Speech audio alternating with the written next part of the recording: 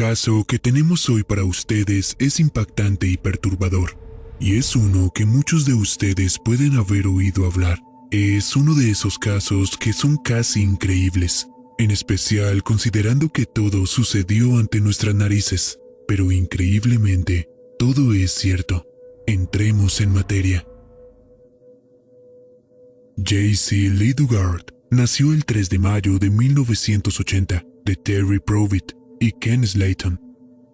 Sin embargo, la relación entre la madre y el padre de J.C. duró poco. Incluso Ken ni siquiera sabía que Terry estaba embarazada cuando se separaron.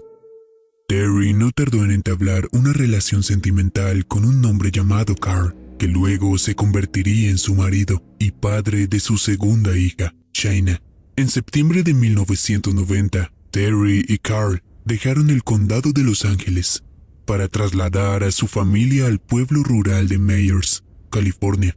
No podían saber el oscuro destino de su familia tras esa decisión. La mañana del 10 de junio de 1991, casi finalizando el curso escolar, J.C., de 11 años, se despertó y esperó ansiosa el abrazo de buenos días de su madre. La noche anterior, J.C. había hablado con su madre para recalcar la importancia de darle un abrazo y un beso apropiados antes de salir a trabajar. Pero, tristemente, J.C. oyó el sonido de la puerta principal cerrarse mientras su madre se marchaba sin despedirse.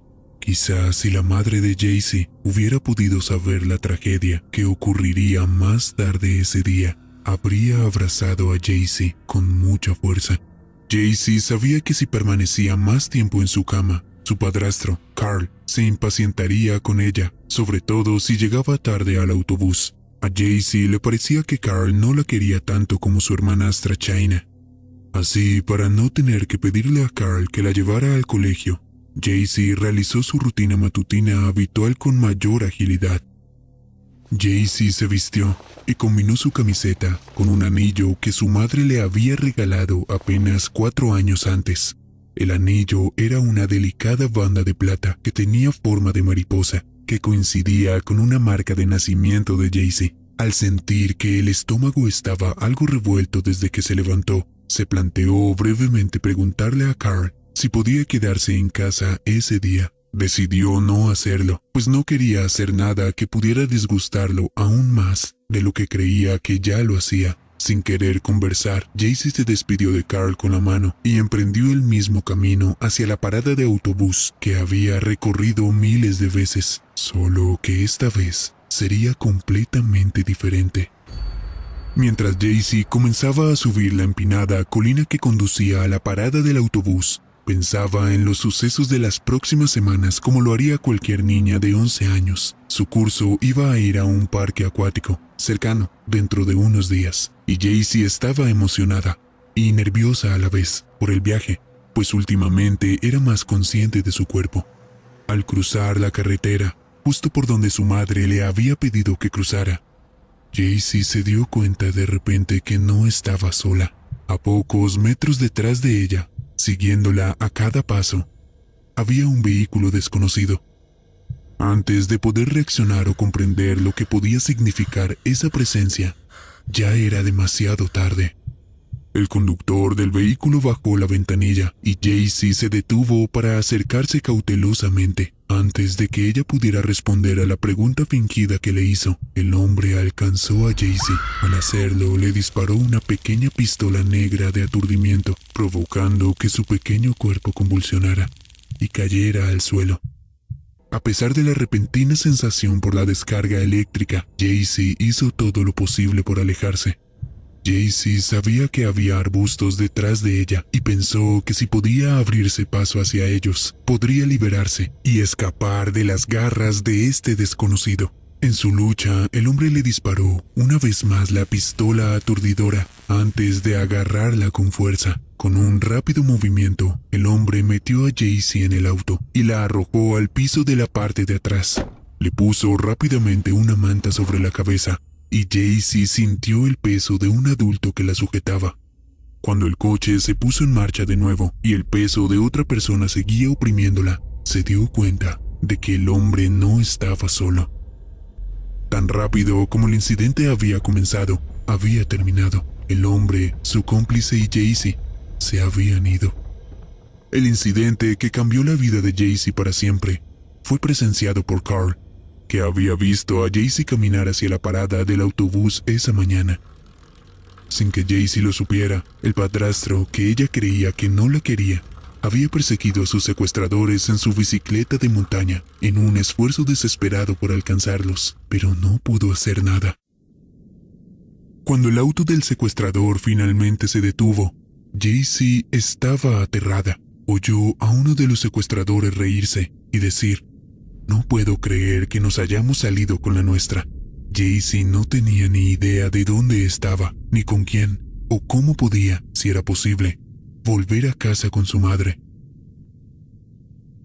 Los secuestradores de Jaycee, un hombre llamado Philip Garrido y su esposa Nancy Garrido, la obligaron a ducharse en la casa que compartían antes de trasladarla. Aún aterrorizada y confundida, Jaycee fue llevada por Philip al patio trasero de su casa, donde habían 2 edificios separados casi idénticos entre sí. Los edificios no eran grandes ni mucho menos, pero sí eran más grandes que los cobertizos de la mayoría de las familias. Philip condujo a Jaycee a uno de los pequeños edificios y le quitó las mantas que había utilizado para vendarse los ojos. Durante todo el incidente, fue allí, según las instrucciones de Philip, donde Jaycee dormiría de ahora en adelante, dejándola sin ropa, sin mantas y sin saber dónde estaba. Philip le esposó las manos a la espalda, salió del edificio y cerró la puerta tras de sí. Y ahí es donde Jaycee se quedaría. Día tras día, Jaycee esperaba que alguien, cualquiera, viniera a rescatarla.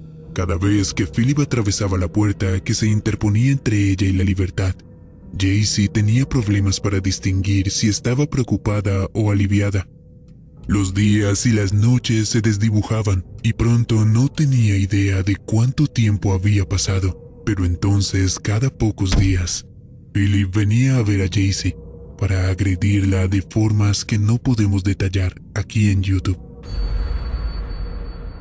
Aunque era una niña, Jaycee aprendió rápidamente que Philip consumía frecuentemente drogas como la cocaína y el speed y llamaba a sus momentos de embriaguez, cito, corridas, que podían durar días según su dosis.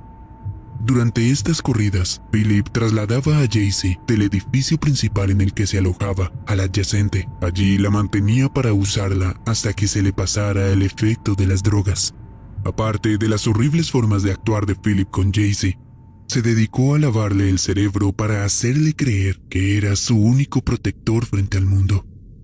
Como ocurre con la mayoría de los niños secuestrados, el síndrome de Estocolmo hizo que la percepción de Jaycee sobre su secuestrador se alterara, aunque ligeramente.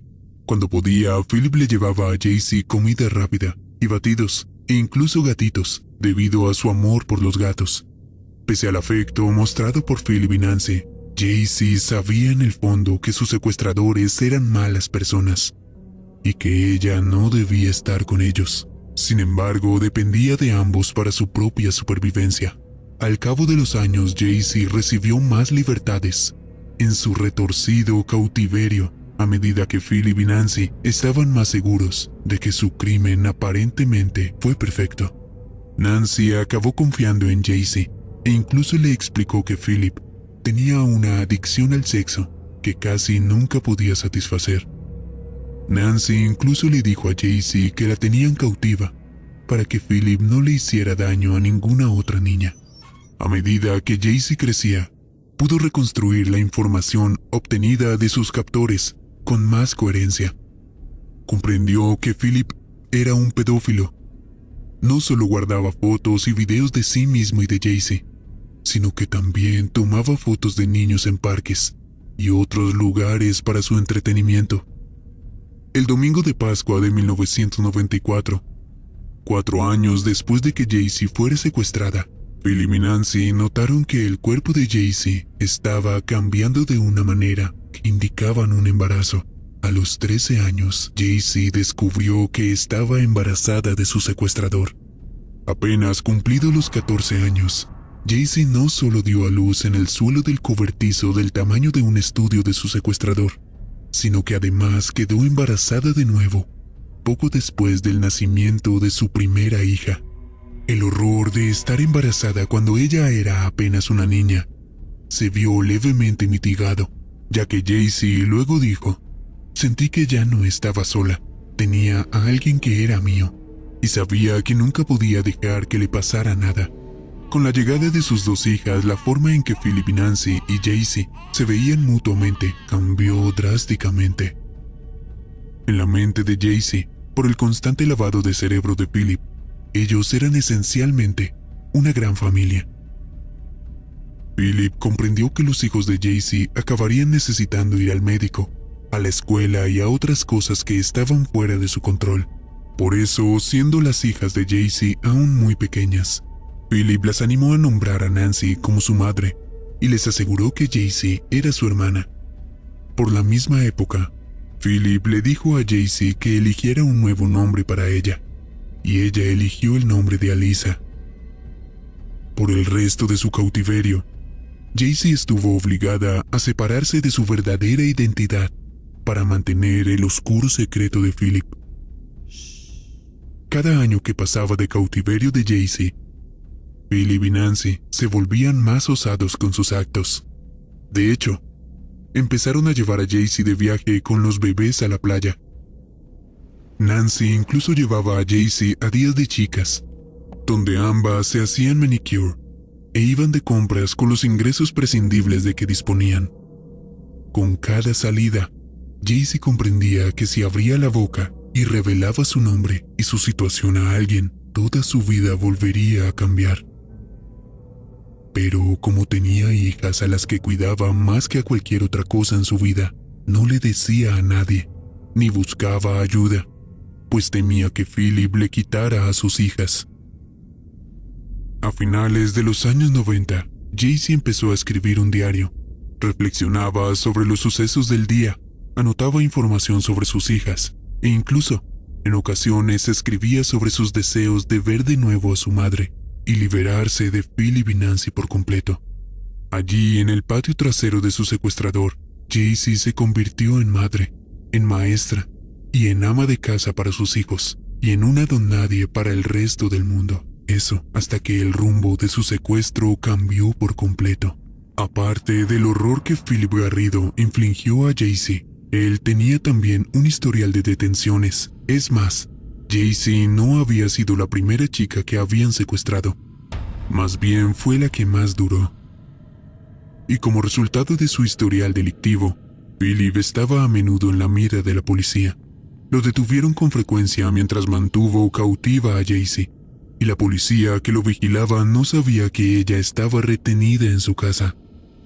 En cierto modo, la policía fracasó en rescatar a Jaycee, pues no relacionó dos datos importantes. Cuando la secuestraron, la policía no se percató de que Philip la había llevado exactamente al mismo lugar donde había secuestrado y agredido a Catherine Calloway Hall, un crimen que había cometido 15 años antes de secuestrar a Jaycee.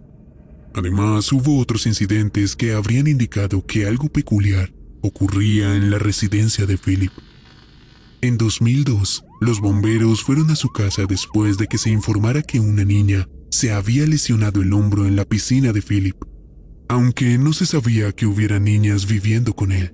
Como pedófilo conocido, su oficial de libertad condicional debió haber sido notificado de que Philip estaba cerca a niños, pero esto nunca fue informado. Además, un incidente de 2006 hizo que los vecinos de Philip llamaran a la policía. Había informado de que había niños viviendo en tiendas de campaña en el patio trasero. Incluso llamaron a Philip, y cito, psicótico.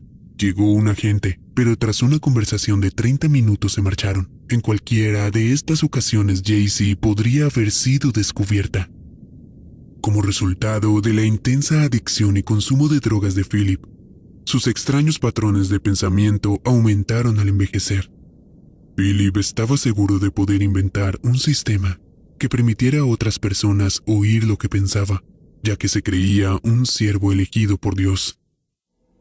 Philip solía delirar sobre sus creencias. y Jaycee luchaba por mantener a sus hijos a salvo de él cuando se alteraba.